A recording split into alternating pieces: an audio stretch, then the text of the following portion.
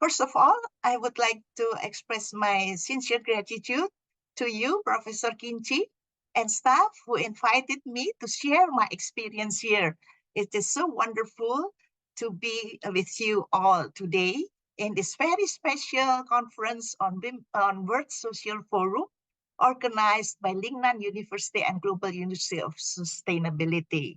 So good morning, good afternoon, and good evening to all presenters and also participants maybe come from all over the world. So my presentation is based on my work with farmers since 2008, where I was collaborating with an agrometeorologist from the Netherlands, the late Professor Kees Stichter, and now continued with Professor Sue Walker from South Africa, facilitating farmers to go better with climate change. So on the basis of that experience, I discovered that women's status and role in the family and the communities are diverse. So as an anthropologist, I have to accommodate those differences in my work. So my work is named as the Science Field Shops. It is an arena where farmers learn agrometeorology to be able to go better with climate change. Now I would like to share my slides with you all. So this is the title of my presentation, Women in the Family, Partners in Farmer Struggles to Go Better with Climate Change.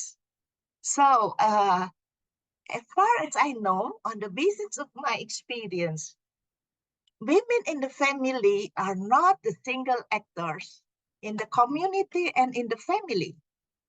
They have diverse roles in decision-making within the circle of their household and family. First, as prime decision makers in the families, in which husbands have other on-farm income generations. So you can see here the photos of women from Central Kalimantan. They come from the ethnic of Dayak Ngaju. They are the prime decision makers in Sweden agriculture. They keep the seeds and they plan the planting strategies on the basis of their own knowledge and thoughts. Why? Because their husband used to do off-farm income generations. You see there, the illegal gold mining in Central Kalimantan.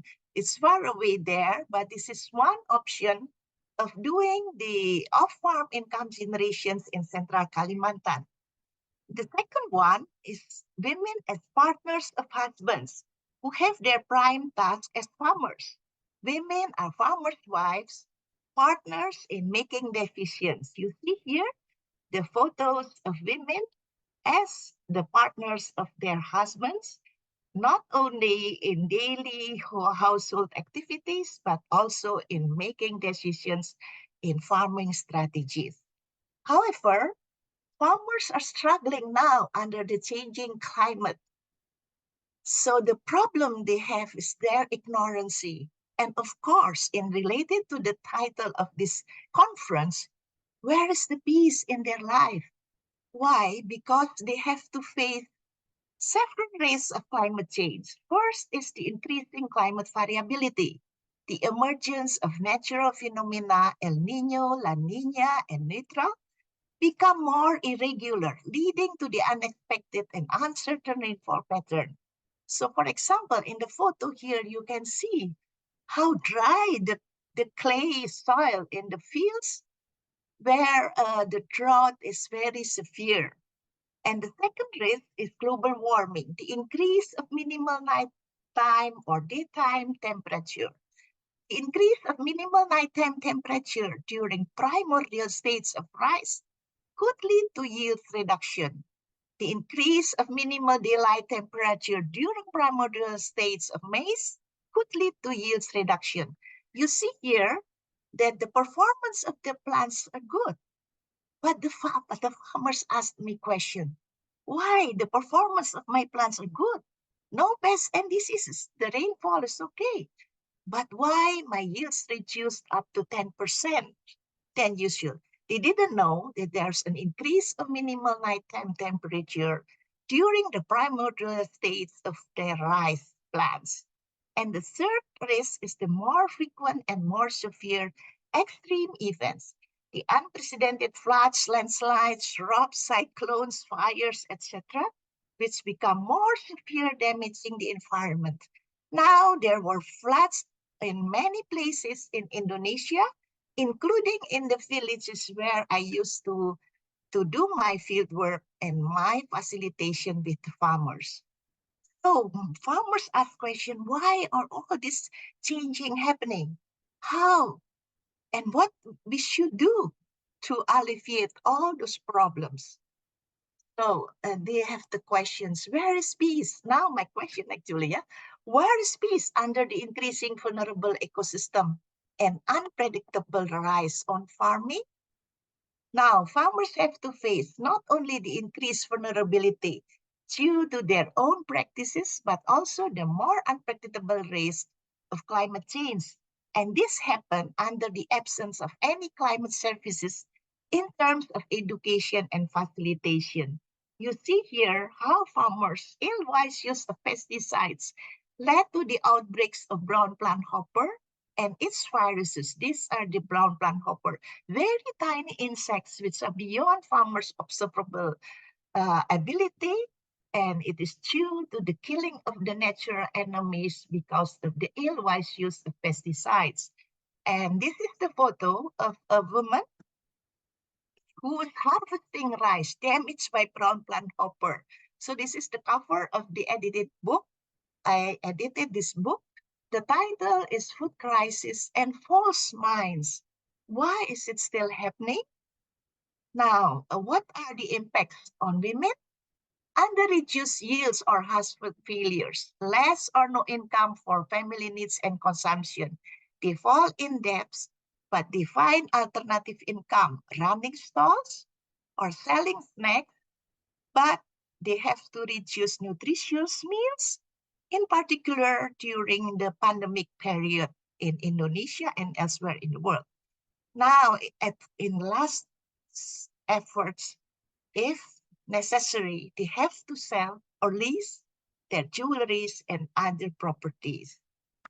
So the question is that how to alleviate risk and to create peace in the absence of education and climate services to farmers. So we introduced long life educational commitment, not a training basis, not a training program, to provide climate services on a dialogic basis. Within that educational commitment, we introduced agrometeorological learning in the science field shops. This is the rain gauge. The rain gauge is made by farmers themselves, a cylindrical rain gauge mounted in their own rice fields. And this is the 8 climate services we introduced in the science field shops. I'm sorry, maybe you can read by yourself the 8 climate services. We introduced this in a comprehensive dialogue and practice directly by farmers. These are some pictures of the farmers' activities within the science field shops. So the question is that with diverse role of women in the family, how can they get benefit from the learning? Yeah.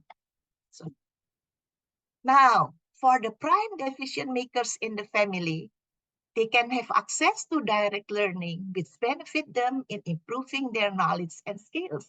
This is the picture of a woman in Gunung Kidul, Yogyakarta, a long time ago, 2009, when we introduced the science field shop for the first time with the rain gauge we bought from America.